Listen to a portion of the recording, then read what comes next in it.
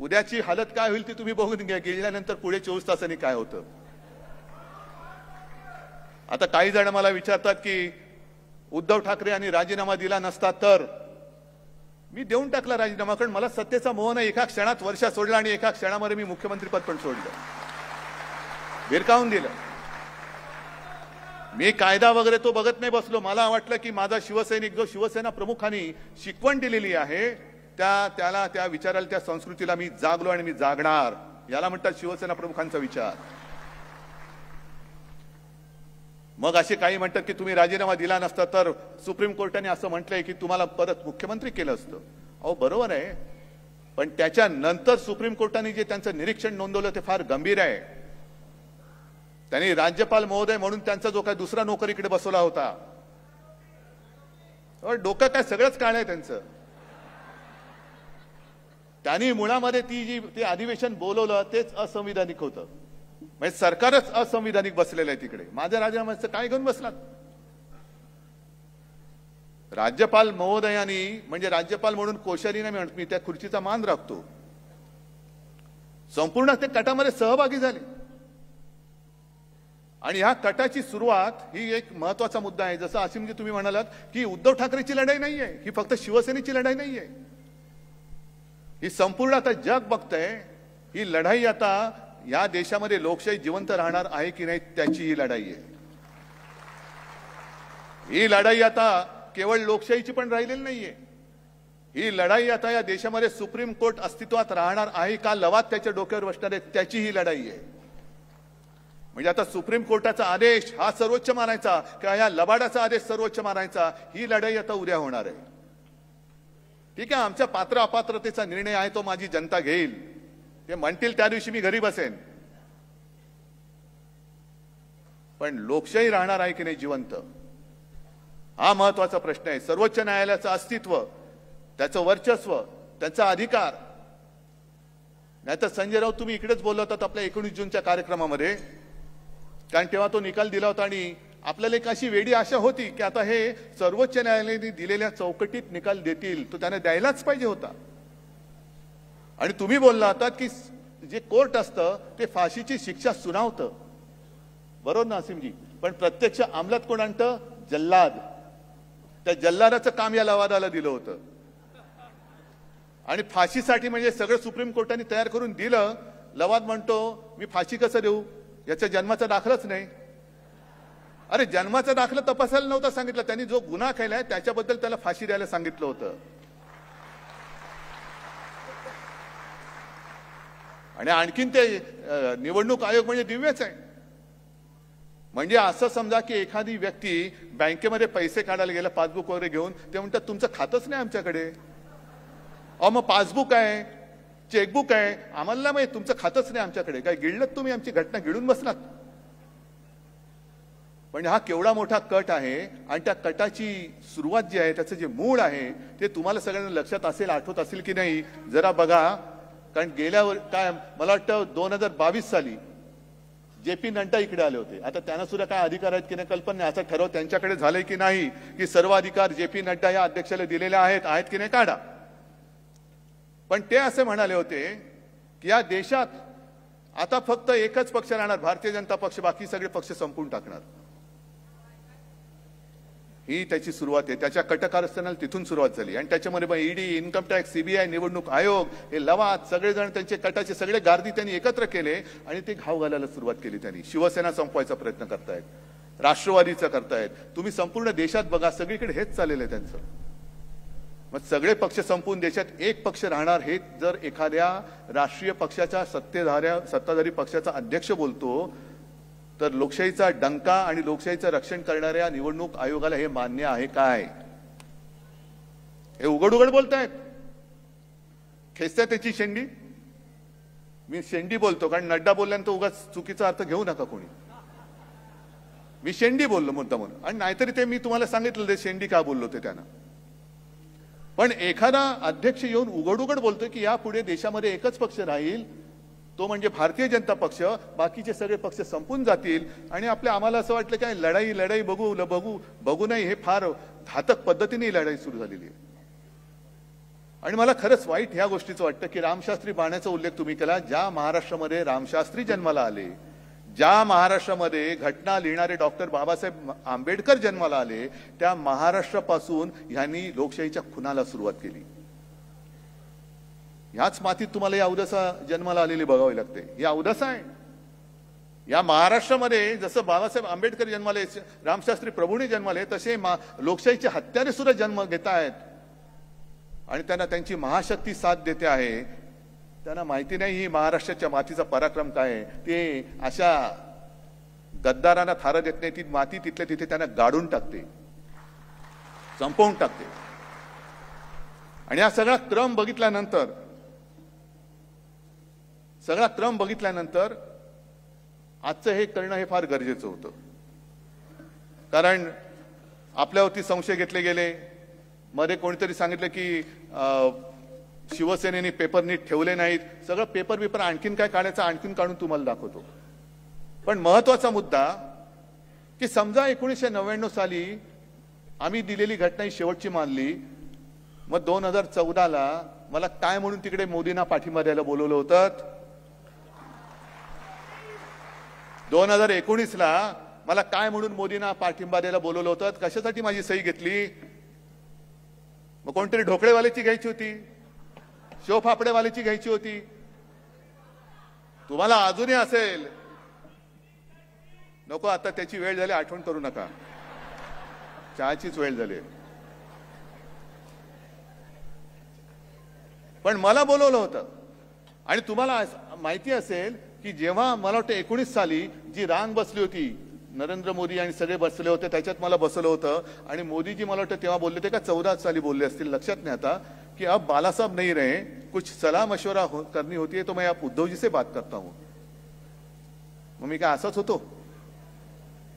मग तुमचा तो आता काय, मला कधी कधी माझी पंचायत काय होते की घराणेशाहीचा आरोप झाल्यावरती मला उत्स्फूर्तपणाने घराण्याचे पारंपरिक शब्द आठवतात.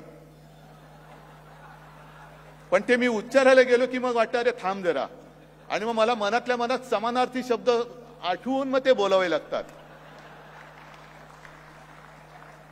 नाहीतर मी काहीतरी बोलणार होतो, जाऊ द्या. पण तुमचे महनीय अध्यक्ष त्यावेळीचे अमित शहा, वेळ आली तर बोलेन, पण तुमचे महनीय तेव्हाचे अध्यक्ष अमित शहा हे माझ्याकडे आले होते. नंतर त्यांनी सांगितलं ऐसा कुछ हुआ ही नहीं, अरे कुछ करना ही नहीं था, कुछ होने नहीं, तर फिर आले कशाला होते? आणि काय म्हणून आला होता तुम्ही? 19 साली माझा पाठिंबा घ्यायला शिवसेनेचा, माझ्या शिवसेनेचा, होय माझ्या शिवसेनेचा, माझ्या वडिलांचा पक्ष आहे.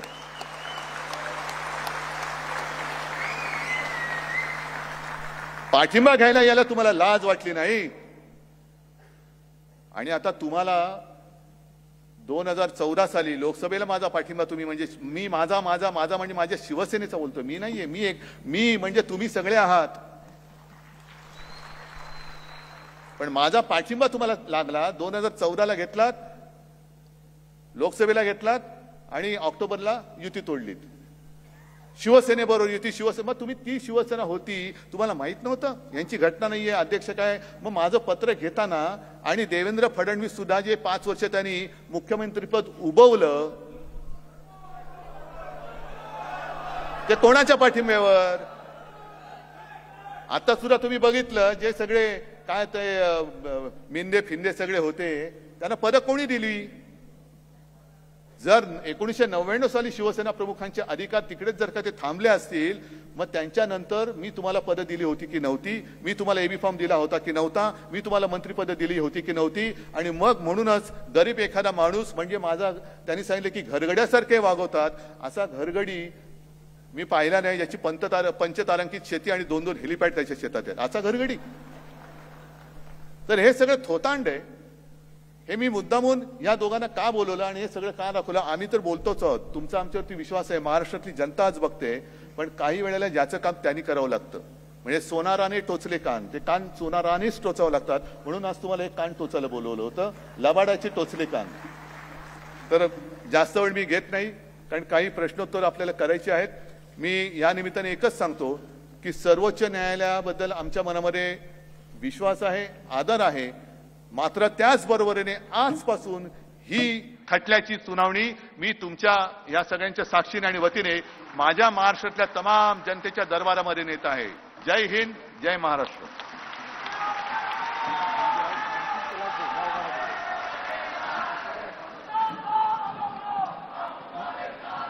उद्धव साहब, आपने धो डाला.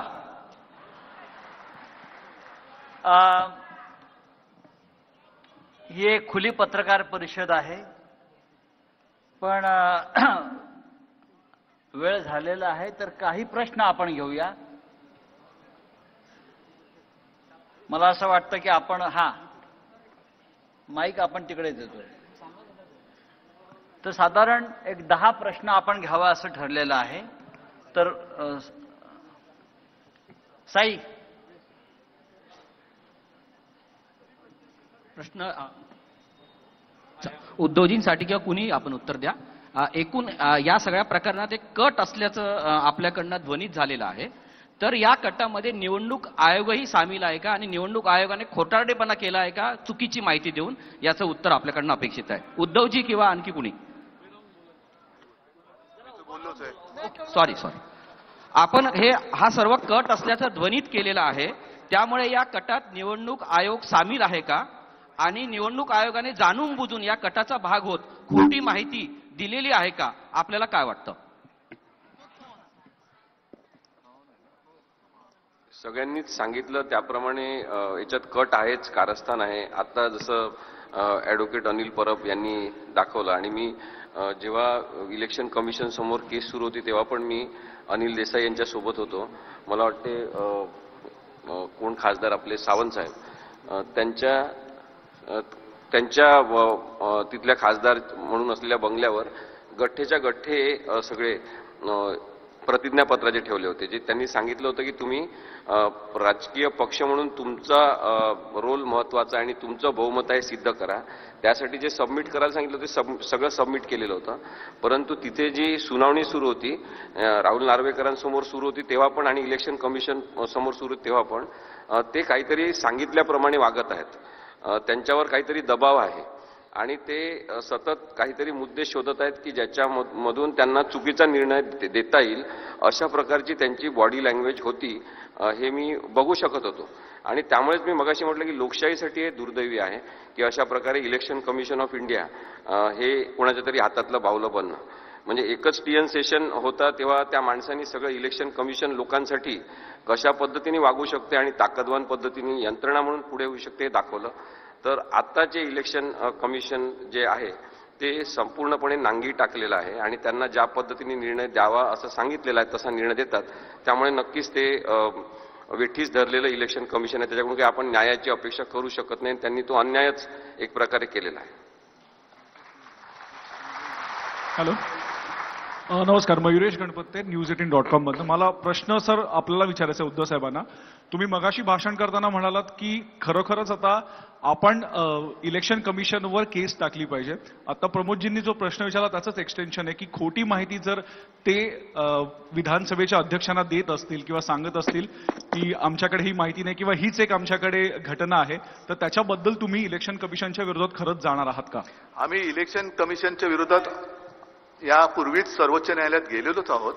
आज मी जो मुद्दा काढला तो जवळपास 19,41,000 एवढी प्रतिज्ञापत्र, शपथपत्र, आणखीन सदस्याचे अर्ज. याचं कारण त्यावेळेला निवडणूक आयोगाने आम्हाला हे दिलं होतं, बंधनकारक केलं होतं. आणि तुमच्या लक्षात असेल की त्या काळामध्ये तुमच्यापैकीच काही जणांनी, म्हणजे मी चुकीच्याने नाही बोलत, आज ही बातमी दाखवली होती की शिवसेना खोटी शपथपत्र सादर करते. माझ्या शिवसैनिकांच्या घरात गावागावामध्ये यांनी पोलीस पाठवले होते आणि हे तू शपथपत्र भरलेस का एवढी त्यांनी खातरजमा केली होती. ती खातरजमा केल्यानंतर जर तुम्ही ती सगळी शपथपत्र केराच्या टोपलीत टाकणार असाल तर त्याच्यासाठी जो माझ्या शिवसैनिकांचा खर्च झालाय तो निवडणूक आयोगाने आता त्यांना द्यावा परत. संजय जोग. सर, माझा एक प्रश्न आहे. बेसिकली सगळ्या ज्या आर्ग्युमेंट बघतोय आम्ही, म्हणजे न्यायालयात असतील किंवा Asim used to be there at स्पीकरच्या इथे, एक लिगल आहे म्हणून दरवेळेला ते सांगायचं जायचं की 10th शेड्यूल जरी असलं तरी इथे नेतृत्व बदल झालाय. There is no question of merger. तर Aseem sir, do you accept this? अशा पद्धतीने खरोखरच नुसतं नेतृत्व बदल आहे आणि असं असेल तर does it lead to a violation of 10th schedule? एक आम्ही वाचतोय, यू आर द एक्सपर्ट, किंवा उद्धवजींना विचारायचं होतं, मग नुसतंच नेतृत्वाबद्दल सीमित हा प्रश्न राहतो किंवा हे पूर्ण व्हायोलेशन करून मग जसं तुम्ही म्हणाला तसं हा कटाचा भाग होतो? Can you explain in that? माझे मित्र रोहित शर्मा यांनी पण मगाशी सांगितलं तेच. पुन्हा एकदा सांगतो की नेतृत्व बदल हा कोणत्या विधिमंडळामध्ये झाला की मूळ राजकीय पक्षामध्ये झाला, हा प्रश्न महत्वाचा आहे. आणि मूळ राजकीय पक्ष हा महत्वाचा आहे कारण की त्यांनी पण मगाशी सांगितलं, मी पण सांगितलं की विधिमंडळ पक्ष हा वेळोवेळी इलेक्शन झाल्यावर अस्तित्वात येत असतो आणि त्याचं आयुष्य 5 वर्षाचं असते, जेव्हा की मूळ राजकीय पक्ष याचं आयुष्य त्याची स्थापना झाल्यापासून चिरंतन स्वरूपाचं असते, जोपर्यंत तो पक्ष बंद होत नाही. आणि त्यामुळे नेतृत्व बदल असा झालेलाच नाही आहे. नेतृत्व बदल न होता आणि म्हणून काय झालंय की आपण सातत्याने जरी या घटनांबद्दल बोलत असलो तरी लोकशाही प्रक्रिया सगळ्यांनी वेठीस धरलेली आहे आणि त्यासाठी कोणी स्वतःला चाणक्य म्हणून घेत असतील तर ते पण समजून घ्यायला पाहिजे. आणि त्यांनी विधानसभेमध्ये भाषण केलं, त्याच्यानंतर आपण सगळ्यांनी पाहिलं असेल अमेरिकेत कदाचित अशी घटना असती तर तेव्हाच्या तेव्हा सरकार त्यांनी पदच्युत केलं असतं. त्यांनी काय सांगितलं, एकनाथ शिंदेंनी हसत हसत ते सांगत होते, म्हणजे निर्लज्जपणा पण तो आहे एक प्रकारे आणि कायद्याची टर उडवणं आहे. ते सांगत होते की आम्ही रात्री भेटायचो आणि दिवस होण्याच्या आधी मी परत यायचो घरी, हे त्यांनी सांगितलेलं आहे. त्यामुळे आता या गोष्टींचा काही आपल्या न्यायालयांमध्ये पुरावा म्हणून वापर करू शकत नाही. विधिमंडळामध्ये झालेलं जे संभाषण आहे त्याला प्रोटेक्शन आहे, याचा अर्थ जनता मुकी आणि बहिरी नाही. आणि म्हणून उद्धव साहेबांनी जे सांगितलं की जनतेच्या न्यायालयात हा प्रश्न ते आता देत आहेत आणि तुम्ही सगळ्यांनी ठरवायचा आहे, तो याच्यासाठी की नेतृत्व बदल वगैरे काही झालाच नाही, जबरदस्तीने यांनी अपात्रतेच्या याचिकांसंदर्भातला निर्णय आणि निकाल हा मी वाचून दाखवला आणि तो निकाल जाहीर केला. तो निकाल जाहीर केल्यानंतर आज 16 जानेवारी 2024 गेली 6 दिवस सातत्याने अनेक माध्यमातून अनेक लोक, विशेषतः काही पक्षाचे पदाधिकारी, कार्यकर्ते समाजामध्ये एक गैरसमज पसरवायचा प्रयत्न करत आहेत आणि म्हणूनच तो गैरसमज दूर करणं हे या संविधानाच्या हितात आहे, लोकशाहीच्या हितात आहे आणि सामान्य माणसाच्या हितात आहे.